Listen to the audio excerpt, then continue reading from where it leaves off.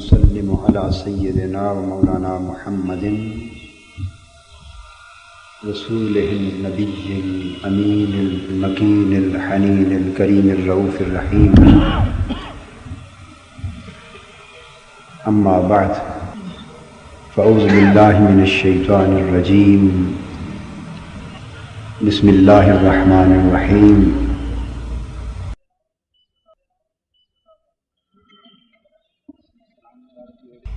ان اولیاؤہ الا المتقون. صدق اللہ مولانا العظیم.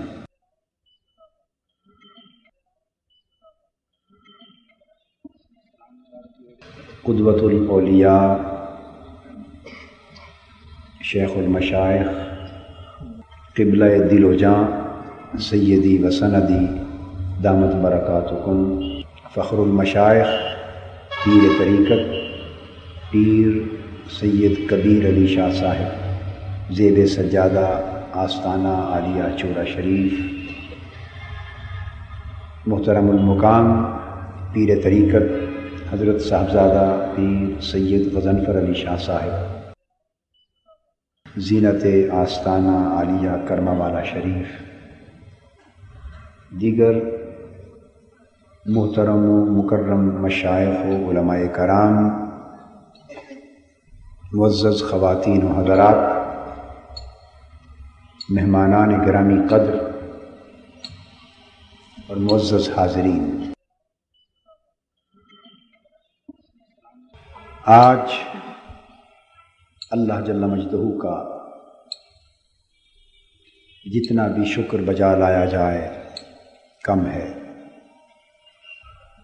اس کی رحمتیں اور نعمتیں بے حساب ہیں، جن کا شمار انسان اپنی فہم و بصیرت کی بساط میں نہیں کر سکتا. مگر آج غوث اعظم کانفرنس کا انعقاد اور اس عظیم بابرکت اور باسعادت کانفرنس میں ہزارہا شرکاء اور اس فکری، اصلاحی، عملی، تربیتی اور روحانی تحریک منہاج القرآن کے جملہ وابستگان صدہا بار مبارکباد کے مستحق ہیں کہ آج اس مبارک موقع پر ہماری نگاہوں کو اور ہمارے دلوں کو سیدنا غوث العظم غوث الثقلین ملحق الاصاغر بالاکابر حضرت سیدنا شیخ عبد القادر جیلانی رضی اللہ تعالی عنہ کی سچی نشانی اور آپ کے حسن ظاہر و باطن کا عکس کامل اور آپ کے فیضان روحانیت کے امین وارث اور تقسیم کنندہ وہ ہماری آنکھوں کے سامنے ہے. ہماری نگاہیں اور ہمارے دل ان کی زیارت سے اور ان کے دیدار فرحت آثار سے سیراب ہو رہے.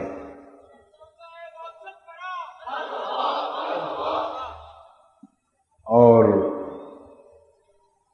ہمارے ایمانوں کی، وجدان کی، ایقان کی اور قلب و باطن کی تازگی کا اور سیرابی کا سامان اللہ پاک اس طرح فراہم فرما رہے ہیں۔ آج کی اس کانفرنس میں چند کلمات حضور سیدنا غوث العظم رضی اللہ تعالیٰ عنہ کی شان ولایت کے حوالے سے جو عرض کرنا چاہتا ہوں، ان میں یہ بات اہم تر ہے کہ تمام اولیاء کرام کی ولایت اللہ جل مجدہ کے ساتھ تعلق پر استوار ہوتی ہے۔ وہ تعلق جب ایک روح کی دائمی کیفیت اور دائمی حالت اور دائمی مقام میں بدلتا ہے اور تعلق قلب و باطن کے رگ و ریشے میں سرایت کر جاتا ہے، تو اسے تصوف کی اصطلاح میں نسبت کہتے ہیں۔ ہر ولی کو اس تعلق خاص کے حوالے سے کوئی نہ کوئی نسبت حاصل ہوتی۔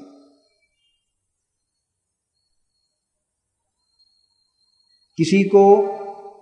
نسبت عشق نصیب ہوتی ہے، کسی کو نسبت اطاعت نصیب ہوتی ہے، کسی کو نسبت معرفت نصیب ہوتی، اور پھر یہ نسبتیں جوں جوں فروغ پاتی ہیں تو ان نسبتوں کے تعینات اور تشخصات کی بنا پر اس صاحب نسبت کی ولایت کا مزاج تعمیر ہوتا ہے، اور اس طرح ہر ولی کی ولایت اپنی خاص نسبت کے حوالے سے ایک شناخت رکھتی، ایک مزاج رکھتی، اور اس خصوصی مزاج کی بنا پر بعض اولیاء کرام کی ولایت کو ولایت عیسوی کا نام دیا جاتا ہے۔ بعض اولیاء کرام کی ولایت ولایت موسوی کہلاتی، اور بعض کی ولایت ولایت ابراہیمی کہلاتی۔ یہ عیسوی، موسوی اور ابراہیمی ولایتیں دراصل ولایت کے وہ مختلف مزاج ہیں جو ان کی روحانی نسبت کی بنا پر اپنے خاص تشخص کے حوالے سے تعمیر ہوتے ہیں۔ بعض اولیاء کرام ایک نسبت کے حامل ہوتے ہیں، اس طرح علاوہ اس کے بھی نسبتیں۔ بعض اولیاء کرام دو نسبتوں کے حامل ہوتے ہیں، بعضوں کو 3 نسبتیں ملتی، بعض اولیاء کرام ایسے بھی ہیں جو 7 نسبتوں کے جامع ہوتے ہیں۔ مگر واقعہ یہ ہے کہ ہر ایک نسبت، خواہ وہ نسبت اطاعت ہو، نسبت معرفت ہو، نسبت عشق ہو، نسبت جذب ہو، وہ جوں جوں ترقی کرتی ہے، فروغ پاتی ہے، تو ترقی کرتے کرتے جب اپنے منتہائے کمال پہ پہنچتی ہے، اپنے کمال کے آخری حد پر پہنچتی ہے، تو وہ نسبت ابدیت میں بدل جاتی ہے۔ ہر نسبت کی آخری حد، ہر نسبت کی انتہا، اور ہر نسبت کا منتہائے مقصود، اور ہر نسبت کے سفر کمال کا آخری مرحلہ وہ نسبت ابدیت ہوتا ہے۔ تو مختلف اولیاء کرام مختلف نسبتوں کو ترقی دے دے کر ایک مرحلے پر جا کر نسبت ابدیت کو حاصل کرتے ہیں۔ اسی طرح ولایت عیسوی، ولایت موسوی اور ولایت ابراہیمی اپنے تمام تر مراحل، مدارج، رتبے اور کمالات سے گزرتی جب اپنے نقطۂ کمال پہ پہنچتی ہے تو وہ ولایت محمدی کے دائرے میں داخل ہوتی ہے۔ حضور سیدنا غوث الثقلین، غوث العظم ابو محمد محی الدین شیخ عبد القادر جیلانی رضی اللہ تعالی عنہ اپنی نسبت میں بھی صاحب امتیاز تھے اور اپنی ولایت میں بھی صاحب امتیاز تھے۔ وہ نسبت ابدیت جو دیگر سالکین کو، طریقت اور روحانیت کی راہ کے مسافروں کو تمام مرحلے عبور کرنے کے بعد جا کر نصیب ہوتی ہے، سیدنا غوث العظم کی ولادت بھی نسبت ابدیت پر ہوئی تھی۔ آپ کو اللہ جل مجدہ نے آپ کے اندر ساری نسبتیں جمع فرما دی تھی، اور آپ کی ولادت کے وقت سے ہی عالم ارواح سے بھی اللہ رب العزت نے آپ کو نسبت ابدیت کے ساتھ بہرور فرما دیا تھا،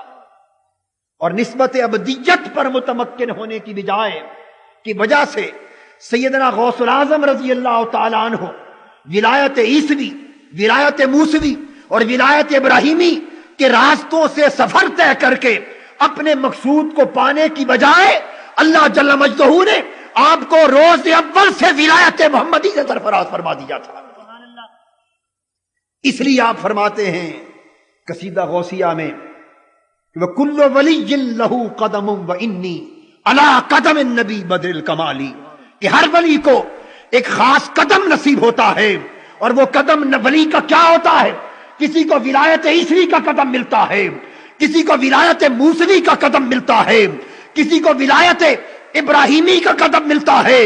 ولایت عیسوی والے کی ولایت کے مزاج میں حضرت عیسیٰ علیہ السلام کے معجزات کا رنگ جھلکتا نظر آتا ہے، ولایت موسوی کی ولایت کے مزاج میں حضرت موسیٰ کے ید بیضا کا رنگ جھلکتا نظر آتا ہے، ولایت ابراہیمی کی ولایت کے مزاج میں نار نمرود کے گلزار ہونے کا رنگ جھلکتا نظر آتا ہے، مگر جب اسے ولایت محمدی ملتی ہے تو معجزات مصطفی کا امین بنا دیا جاتا ہے۔ اس لیے آپ نے فرمایا وَكُلُّ وَلِيٍّ لَهُ قَدَمٌ وَإِنِّي، ہر ولی کو ایک قدم ملتا ہے، ہر ولی کے لیے ایک راستہ ہے، ہر ولی کے لیے ایک نسبت ہے، ہر ولی کے لیے مزاج ولایت ہے، ہر ولی کے لیے ایک اپنا طریقہ کمال ہے، مگر کسی کو کوئی راستہ ملا، کسی کو کوئی راستہ ملا، مگر عبد القادر کو قدم مصطفیٰ نصیب ہوا اور راستہ محمدی نصیب ہوا رضی اللہ تعالیٰ عنہ۔ یہی وجہ ہے کہ آپ کو محبوبیت میں وہ کمال نصیب ہوا جس کا تصور بھی نہیں کیا جا سکتا۔ اولیاء کرام یہ مقامات جب طے کرتے ہیں اللہ رب العزت کی بارگاہ سے قرب کی منزلیں پاتے ہیں، قرب کی منزلیں پاتے ہیں، اور قرب کی 3 قسمیں یا 3 درجے کہیے، قرب کے 3 درجے، قرب نوافل، قرب فرائض اور جمع بین القربین۔ صحیح بخاری اور مسلم میں متفق علیہ حدیث، حدیث قدسی، حضور علیہ السلام نے فرمایا کہ اللہ جل مجدہ کا یہ ارشاد ہے، معروف حدیث ہے، میں اس میں سے ایک نکتہ عرض کرنا چاہتا ہوں۔ اللہ پاک نے فرمایا من عادى لی ولیا فقد آذنتہ بالحرب وما يتقرب الی عبد بشیء احب مما افترضت الیہ ولا یزال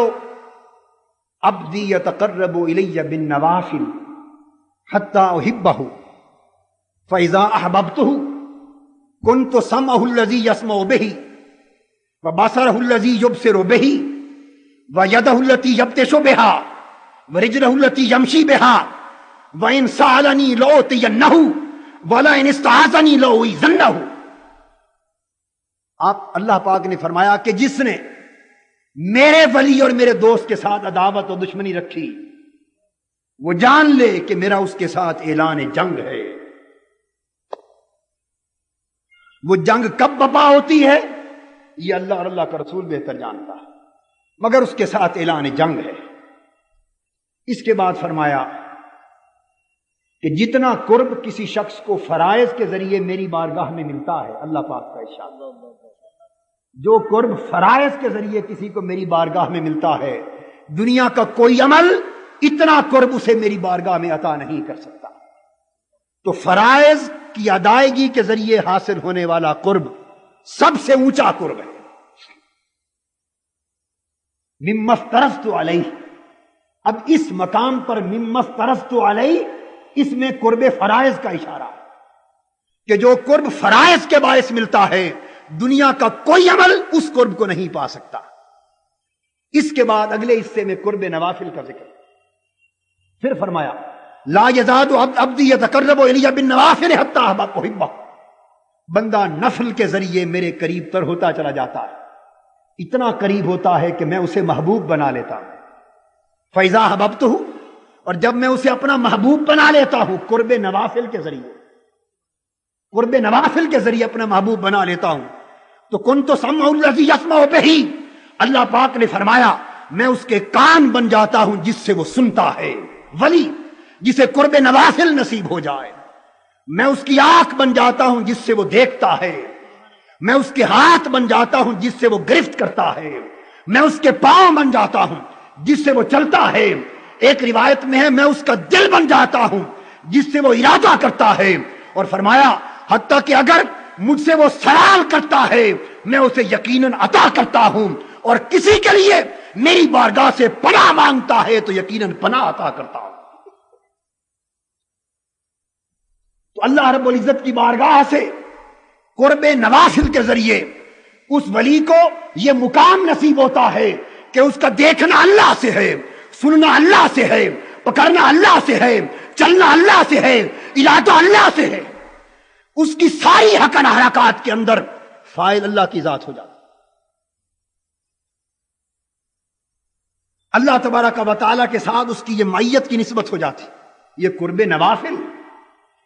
تو نوافل کا قرب یہ ہے کہ اللہ اس کے کان بن جاتا ہے جس سے ولی سنتا ہے، اللہ آنکھ بن جاتا ہے جس سے اللہ کا ولی دیکھتا ہے، اللہ اس کے ہاتھوں کی مانند نسبت فرماتے ہیں اپنی طرف جس سے وہ گرفت کرتا ہے، اللہ نے اس کے دل کی نسبت اپنی طرف کی جس سے وہ ارادہ کرتا ہے۔ یہ مقام معیت کا تو اللہ کے ولی کو قرب نوافل کے ذریعے ملتا ہے، اور جب قرب نوافل سے آگے گزرے اور بندے کو قرب فرائض نصیب ہو تو قرب نوافل میں بندے کے ظاہر کی نسبت اللہ کی طرف تھی، باطن میں بندہ خود فاعل تھا، مگر قرب فرائض میں باطن میں اللہ فاعل ہو جاتا ہے، اور اب وہاں صورتحال بدل جاتی ہے، وہ مقام معیت تھا اور قرب فرائض پر مقام فنائیت ہو جاتا ہے، فنائیت کا مقام ہو جاتا ہے۔ پہلے دیکھتا بندہ تھا، کان اللہ کی طرف منسوب تھے، آنکھ اللہ کی طرف منسوب تھی، سنتا بندہ تھا، کان اللہ کی طرف منسوب تھے، پکڑتا بندہ تھا، ہاتھ اللہ کی طرف منسوب تھے، مگر قرب فرائض کے مقام پر بندے کا دیکھنا نہ رہا، آنکھ بندے کی ہو گئی، دیکھنا رب کا ہو گیا، کان بندے کے ہو گئے، سننا رب کا ہو گیا، اب ہاتھ اللہ کے بندے کے ہو گئے، پکڑنا رب کا ہو گیا، دل بندہ کا ہو گیا اور چاہنا رب کا ہو گیا۔ وہاں ظاہر کی نسبت اللہ کی طرف تھی، اب قرب فرائض میں آ کر باطن کی نسبت اللہ کی طرف ہوئی۔ قرب نوافل میں مقام معیت کا تھا، قرب فرائض میں مقام فنائیت کا ہو گیا، اب فعال اللہ کی ذات ہو گئی، وہ بندہ ایک مردہ ہے، قوت اللہ کی کار فرما ہے، مگر اب ظاہر بندے کا ہے۔ اور جب جمع بین القربین کا مقام آتا ہے، اس قرب فرائض کے لیے فرمایا حدیث پاک میں الحق ینطق علی لسان عمر، کہ اللہ حضرت عمر کی زبان پر بولتا ہے، زبان حضرت عمر کی ہے، بولنا اللہ کی طرف منسوب ہے۔ اور دوستو پھر قرب نوافل کے بعد قرب فرائض کا دائرہ آتا ہے، اور ولی ترقی کرتا کرتا قرب فرائض سے بھی آگے گزرتا ہے، وہ مقام آتا ہے جہاں نوافل اور فرائض کے دونوں قرب ایک قرب میں جمع ہو جاتے ہیں، اسے کہتے ہیں قرب جمع بین القربین۔ کسی ولی نے قرب نوافل پایا، کسی ولی نے قرب فرائض پایا، مگر ولایت سیدنا غوث الاعظم کا عالم یہ ہے کہ قرب نوافل بھی نیچے رہ گیا، قرب فرائض بھی نیچے رہ گیا، آپ کو جمع بین القربین کے مقام پر فائز کیا، جہاں آپ کا تعلق اللہ سے ایسا قریبی ہوا کہ نہ ظاہر آپ کا رہا نہ باطن آپ کا رہا، ظاہر میں بھی اللہ کا امر کار فرما ہوا، باطن میں بھی اللہ کی قوت کار فرما ہو گئی۔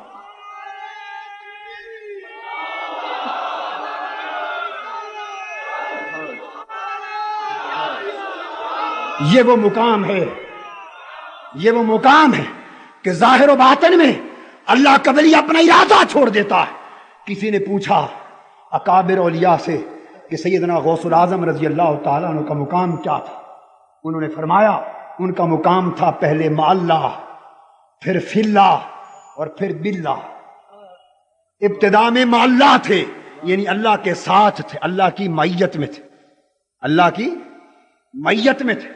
پھر فی اللہ ہوئے، اللہ میں فنا ہو گئے، اور پھر باللہ ہو گئے، اللہ کے ساتھ باقی ہو گئے۔ یہ جمع بین القربین کا مقام، یہ وہ مقام قرب ہے کہ جس کی نشاندہی ہوتی سیدنا غوث العظم رضی اللہ تعالیٰ عنہ خطاب فرما رہے ہیں۔ ہزاروں لاکھوں افراد کا اجتماع ہے، ایک چیل آئی اور آپ کے مجمع کے اوپر چیخنا اس نے شروع کر دیا، اس نے شور کیا۔ سیدنا غوث العظم رضی اللہ تعالیٰ عنہ اپنے خطاب کے جوش میں نہیں دیکھا کیا ہے، کس کا شور ہے، کیوں شور ہے، وہ چیخی، مجمع متوجہ ہوا، آپ کی گفتگو میں انقطاع ہوا، آپ نے غیر ارادی طور پہ فرمایا مالا کے قطع اللہ عنہ کا کہ ارے تو کیا ہے، تیرا سر قلم ہو جائے۔ بس زبان اقدس سے غیر ارادی طور پر یہ کلمہ نکلنا تھا، اس کا سر کٹ گیا اور تڑپ کے زمین پہ گر پڑی۔ جب خطاب ختم ہوا، آپ نے دیکھا کہ یہ کوئی چیز مری پڑی، پوچھا کیا ہے،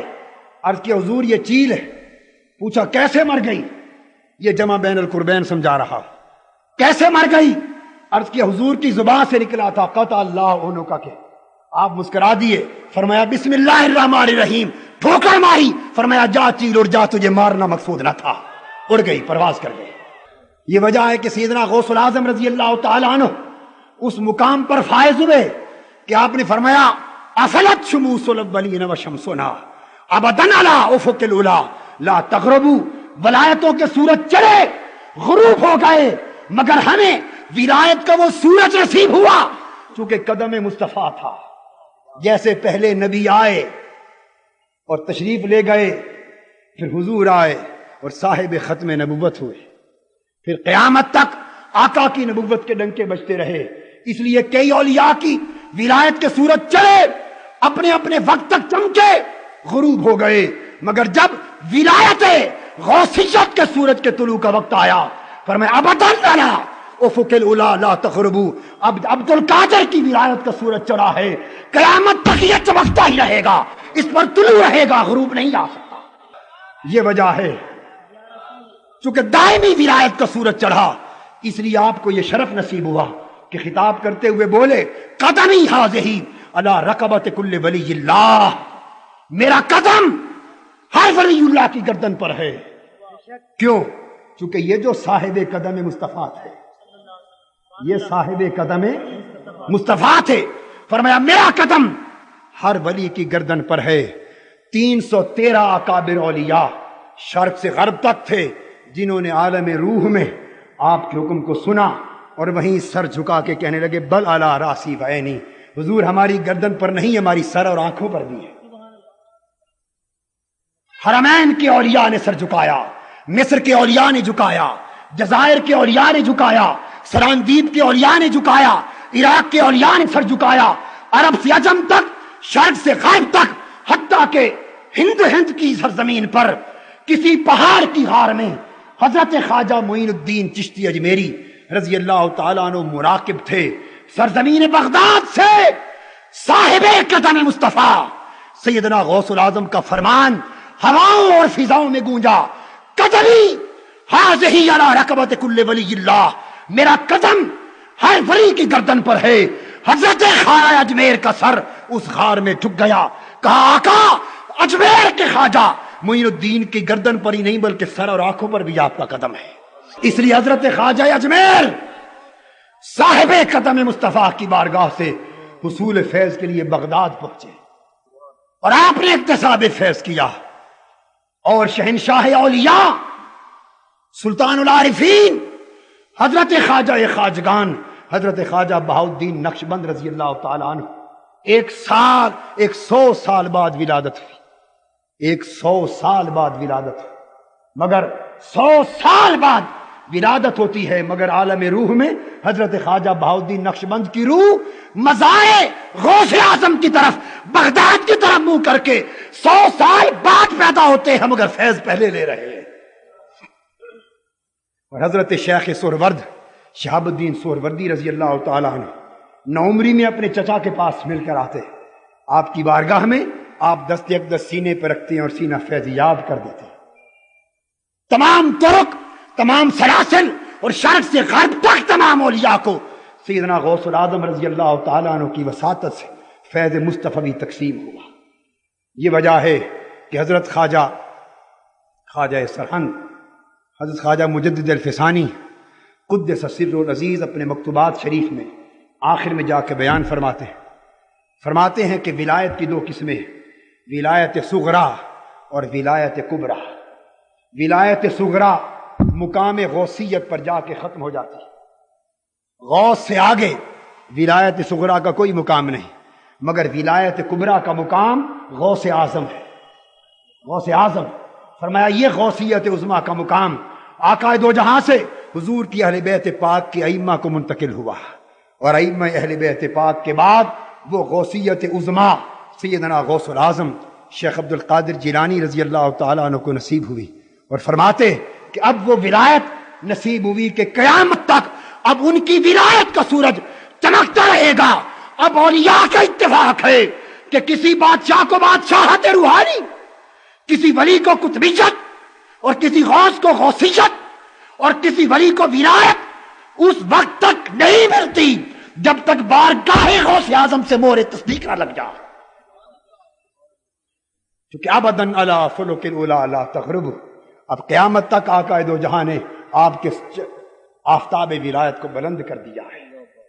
اور وہ آفتاب ولایت چمک رہا ہے۔ آج اللہ کا فضل ہے 900 سال بیت جانے کے باوجود وہ ولایت کا آفتاب شرق سے غرب تک اپنی کرنیں بکھیر رہا ہے، اپنی شعائیں بکھیر رہا ہے، اور جو فیضان حیات ظاہری میں سیدنا غوث العظم کی بارگاہ سے اہل اللہ کو ملتا تھا، وہی فیضان حیات برزخی میں آپ کے مزار اقدس سے اہل اللہ لے رہے ہیں۔ اور جو ولی بغداد جائے اور سیدنا غوث پاک کی بارگاہ میں حاضری نہ دے، اس کی ولایت سلب ہو جاتی ہے، اس کی ولایت برقرار نہیں رہتی، کیونکہ وہ شہنشاہ ولایت کا دربار ہے، وہ شہنشاہ ولایت کا دربار ہے۔ حضرت خواجہ شاہ سلیمان توسوی رحمۃ اللہ علیہ، ان کے کچھ مریدین جا رہے تھے توسا شریف، راستے میں کسی نے یہی قدمی حاضہی علی رقبت کل ولی اللہ آپ کا ارشاد پڑھا، اور وہ کہنے لگے کہ سیدنا غوث پاک کا یہ مقام بے شک بلند ہر ولی کی گردن پر ہے، مگر ہمارے پیر اور شیخ حضرت خواجہ شاہ سلیمان توسوی رحمۃ اللہ علیہ خود اتنے بلند مقام کے عامل ہیں کہ ان کی گردن پر ان کا قدم نہیں ہے۔ یہ مریدین میں سے بعض نادانوں نے کہا، توسا شریف پہنچے، معاملہ حضرت شاہ سلیمان توسوی رحمۃ اللہ علیہ کی خدمت میں پہنچا، عرض کر دیا گیا، آپ مسکرا پڑے اور اپنے مریدین کی طرف مخاطب ہو کے فرمانے لگے کہ میرے ظالم مرید مجھے ولی نہیں سمجھتے، یہ ظالم مجھے ولی نہیں سمجھتے، میں ان کا پیر ہوں، یہ میرے مرید ہیں، مجھے ولی نہیں سمجھتے، اگر مجھے ولی سمجھتے تو میری گردن پر غوث پاک کا قدم مانتے، کہ غوث پاک کا قدم جس کی گردن پر نہیں وہ ولی نہیں ہے، اور جو ولی ہے وہ قدم غوثیت سے پاک نہیں ہے۔ دوستو، ابھی 2-4 روز پہلے مولانا اشرف علی صاحب تھانوی کی سمان حیات علماء دیوبند کے اکابر عضو اشرف السوانح مطالعہ کر رہا تھا، وہ بیان کرتے کہ انہوں نے خواب میں دیکھا حضرت حاجی امداد اللہ مہاجر مکی رحمت اللہ علیہ کی قبر کو، خواب میں دیکھا ان کی قبر انور کو، مزار مبارک کو،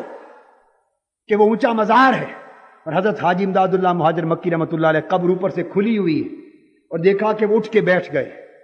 جب اٹھ کے بیٹھے تو فرماتے ہیں کہ ہماری نظر جو پڑی اس قبر انور کی اندر دیوار پر، تو حضرت حاجی امداد اللہ مہاجر مکی رحمت اللہ علیہ ان کی اندر قبر کی دیوار پر لکھا تھا، سگے درگاہ جیلا شو چہاہی قرب ربانی۔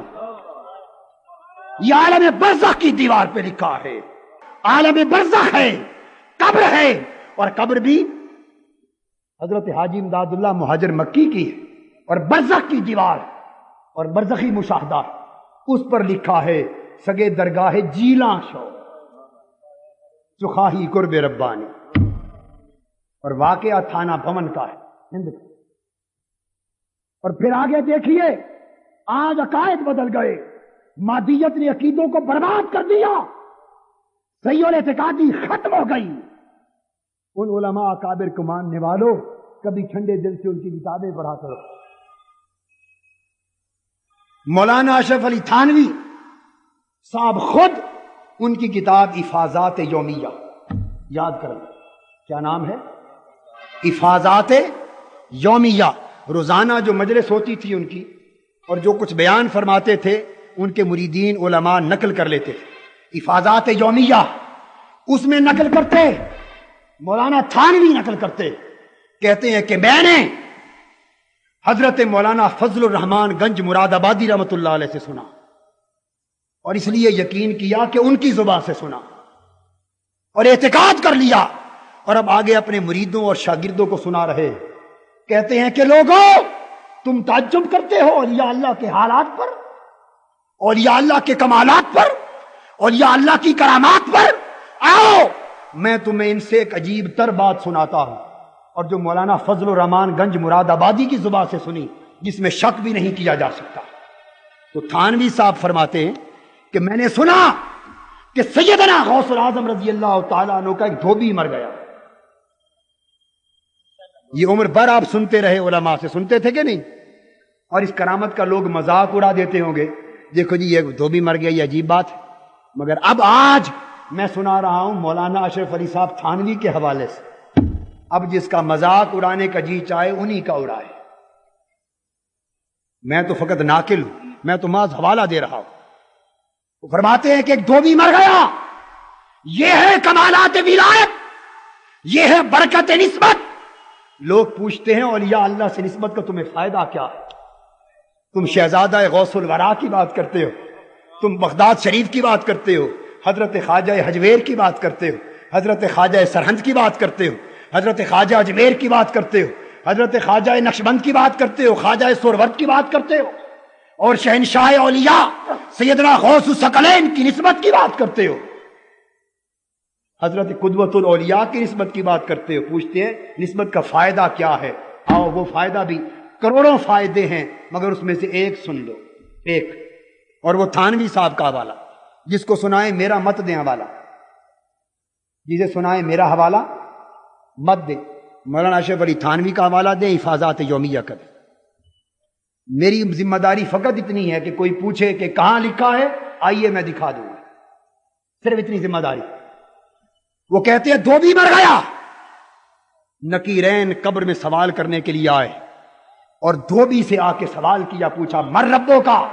تیرا رب کون ہے؟ وہ کہنے لگا میں تو ان پڑھ گناہگار سا آدمی ہوں، کچھ پتہ نہیں تمہارے سوال کا، اتنا جانتا ہوں کہ غوث پاک کا دھوبی۔ پوچھا ماں نبیوں کا، پوچھا ماں دینوں کا، تیرا دین کیا ہے؟ وہ کہنے لگا اتنا پڑھا لکھا نہیں ہوں، گناہگار آدمی ہوں، بس اتنا معلوم ہے کہ حضور غوث پاک کے کپڑے دھوتا تھا۔ پوچھا ماں کنت تقول فی حق ھذا الرجل، کہنے لگا اتنی پہچان بھی نہیں، گناہگار آدمی، حضور غوث پاک کے گھر سے کپڑے آتے تھے، دھو دیتا تھا، حضور غوث پاک کا دھوبی ہوں، اتنی بات قبول ہو، بخش دو نہیں تو سزا دے دو۔ ملائکہ نے دیکھا ہوگا اللہ پاک کی طرف کہ مولا اب تو یہ ایک نیا مردہ آیا ہے، آج تک ایسا کیس قبر میں، ایسا کیس آج تک نہیں دیکھا، یہ پہلی بار انپریسیڈنٹڈ ایک نیا کیس آیا ہے، اب کیا کریں؟ تو مولا نے فرمایا ہوگا کہ غوث پاک کا نام آ گیا ہے، دیکھتے کیا ہو، واپس مڑا۔ اس دھوبی کی بخشش ہو گئی، دھوبی کی بخشش ہو گئی۔ اس پر تھانوی صاحب لکھتے ہیں اگر کوئی اعتراض کرے کہ کیسے بخشش ہو گئی، یہ تو کوئی جواب نہ تھا کہ غوث پاک کا دھوبی ہو، بخشش کیسے ہوئی؟ تو تھانوی صاحب جواب دیتے ہیں، وہ بھی سن لو، میرا جواب نہیں، میرا ہوتا بے شک آپ رد کر دیتے، مگر مولانا تھانوی صاحب فرماتے ہیں کہ اس کی بخشش ہو گئی۔ اور کیوں ہوئی؟ کہتے ہیں کہ دھوبی کا بار بار یہ کہنا کہ غوث پاک کا دھوبی ہوں، اس کی نسبت کے کبھی ہونے کی دلیل تھا، اس کی نسبت کے پختہ ہونے کی دلیل تھا، جو مر کے بھی غوث پاک کو نہیں بھولتا، اس کا معنی یہ ہے غوث پاک کا تو بھی ہوں، جو ان کا خدا ہے وہی میرا خدا ہے، جو ان کا رسول ہے وہی میرا رسول ہے، جو ان کا دین ہے وہی میرا دین ہے۔ بخشش ہو گئی۔ تو سیدنا غوث العظم رضی اللہ تعالیٰ عنہ کے کمالات اور فیوزات و برکات اس دنیا میں نہیں، عالم برزخ میں بھی ہے، عالم ارواح میں بھی ہے، اور عالم آخرت میں بھی برکتیں۔ حضرت شیخ حماد دباس رحمۃ اللہ علیہ کی خدمت میں سیدنا غوث پاک، اپنی جوانی کی عمر ہے، لڑکپن ہے، جوانی، بیٹھے اٹھ کے تشریف لے گئے۔ کسی نے پوچھا حضرت شیخ حماد دباس سے رضی اللہ تعالیٰ عنہ، یہ جوان، اجمی جوان جو عبد القادر گیا ہے، بتائیے یہ ولایت میں کیسا لگتا ہے؟ حضرت شیخ حماد دباس فرماتے ہیں، لوگوں تمہیں کیا خبر، میں اس کے سر پہ 2 جھنڈے دیکھتا ہوں جو عرش معلیٰ تک لہرا رہے ہیں، اس کی ولایت کے ڈنکے بجنے والے، اور ایسا ڈنکا بجے گا تو سیدنا غوث پاک کی ولایت کے ڈنکے پہلوں نے بھی بجائے۔ حضرت جنید بغدادی رضی اللہ تعالیٰ عنہ، خطاب کے دوران خیال آنے لگا کہ شاید میرے جیسا مقام ولایت کسی اور کو نہیں مل سکے گا۔ یہ خیال آیا تھا کہ ایک کیفیت طاری ہوئی، عالم مدہوشی میں چلے گئے، غوث پاک کی روح منکشف ہوئی۔ فرمایا حضرت جنید ایسا مت سوچ، اولین و آخرین اولیاء کا سردار عبد القادر آنے والا ہے۔ دوستو یہی وجہ ہے، بات ختم کرنا چاہتا ہوں یہ سمجھا کر، یہی وجہ ہے کہ ابداً علی افق العلا لا تقربوا، کہ غوث پاک رضی اللہ تعالیٰ عنہ کے وصال کو 9 صدیاں بیت گئیں، 9 صدیاں بیت گئیں، کئی شہید ہوئے، کئی، مگر جو چرچا شہادت امام حسین کو ملا وہ کائنات میں کسی اور شہید کو انبیاء کے سوا امتوں میں کسی شہید کو یوں نہ مل سکا، اور کئیوں کا وصال ہوا، مگر جو چرچا غوث پاک کے وصال اور ان کے ختم 11ویں کو ملا، شرق سے غرب تک کائنات ولایت میں کسی اور کو نہ ملا۔ وہ وصال بغداد میں ہوا، مگر ان کا ختم پاک سیدنا غوث پاک کا اور ان کی یادگار مشرق سے مغرب تک کوئی زبان کیوں نہ بولتا ہو، مگر پیران پیر دستگیر کا نام اور نعرہ ہر ایک کی زبان زد خاص و عام ہے۔ اس لیے کہ ولایت کا وہ آفتاب آپ کے وجود مسعود کے ذریعے چمکا کہ قیامت تک دنیا ولایت آپ کی نورانی کرنوں سے منور اور روشن ہو رہی ہے۔ یہ تحریک منہاج القرآن بھی اللہ گواہ ہے، سب اسی فیضان غوثیت مہاب کی خیرات ہے، حضور غوث پاک کے قدموں کا صدقہ ہے، حضرت قدوۃ الاولیاء کے نالین کی خیرات ہے، اسی خانوادہ اور اسی دربار کے دروازے کی خاک اور اس کی خیرات ہے۔ آؤ اگر ہم چاہتے ہیں کہ اس تاریکی اور ظلمت کے دور میں اپنی روحانیت کو زندہ کر لیں، پھر سے ایمان، عرفان اور ایقان کے تعلق سلامت ہو جائیں، پھر سے روحانیت کی ذوق روشنی نصیب ہو، اور پھر تعلق باللہ استوار ہو، تو ہمیں پھر اسی طرح سگے درگاہ میراں شو چخاہی قرب ربانی اس کا ورد کرنا ہوگا، پلٹ کر اولیاء کے دروازوں کی طرف جانا ہوگا۔ نسبت اولیاء کے بغیر آج ایمان کی سلامتی ناممکن ہے، ایمان کی سلامتی ناممکن ہے۔ اگر اپنے ایمان سلامت رکھنا چاہتے ہو تو کسی نسبت والے سے نسبت پیدا کر لو، کسی نسبت والے کے ہو جاؤ، کسی تعلق والے کے ہو جاؤ، اس کی نسبت سے متعلق ہو جاؤ، اپنا تعلق اللہ والوں سے جوڑ لو، اولیاء اللہ سے جوڑ لو، اہل معرفت سے جوڑ لو، اللہ پاک آپ کے ایمان کو پھر سے سلامتی عطا فرمائے گا۔ آئیے ہم گفتگو ختم کرتے ہوئے عہد کریں کہ سیدنا غوث پاک کی یاد کی اس کانفرنس کے طفیل اور حضور قدوۃ الاولیاء کی اس زیارت کے صدقے سے عہد کریں کہ ہم بھی ظاہر اور باطن کی دائمی طہارت کو اپنائیں، ہم بھی اس تعلق باللہ کو اپنائیں، حضور غوث پاک کی روحانیت کی طرف متوجہ ہو، اولیاء کبار اور مشائخ اعظام کی نسبتوں اور ولایتوں کی طرف متوجہ ہوں، اور اپنا راستہ باطل راستوں سے ہٹا کر جدا کر کے اولیاء اللہ کی راہ پر اپنا راستہ استوار کریں۔ وہ راہ اپنائیں جس پر اولیاء چلے، صوفیاء چلے، شہداء چلے، صدیقین چلے، عرفاء چلے، اتقیاء چلے اور اہل اللہ چلے۔ اللہ پاک ان کے طفیل دنیا اور آخرت میں ہمیں ایمان اور عمل کی سلامتی عطا فرمائے۔ وما علینا الا